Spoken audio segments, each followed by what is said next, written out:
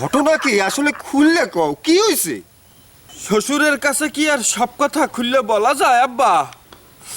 ওরে মাডি, তুই একটু ফাঁক হইয়ে যা, মুই তোর মধ্যে হান দিয়ে যাই। তুমি তো আমার খালি জামাই না, তুমি তো আমার পোলা। হ্যাঁ, তুমি আমারে ছাড়া কার দ্বারে কবা কও? হ্যাঁ, বাপ পয় মনের কথা খুললে কয় না, তুমি আমার দ্বারে খুললে কও আসলে কি হইছে মানে। আব্বা, আপনি তো মনে হয় আর নাতিপুতির মুখ দেখতে পারবেন না। আমি তো অযোগ্য, অক্ষম। আপনি একটা কামারেন আব্বা, আপনার বাইক করে আরেকটু ভালো পোলা দেখিয়ে বিয়ে দিয়ে দেন। আমার আর জামাই হিসাবে আপনার থাহার যোগ্যতা নাই।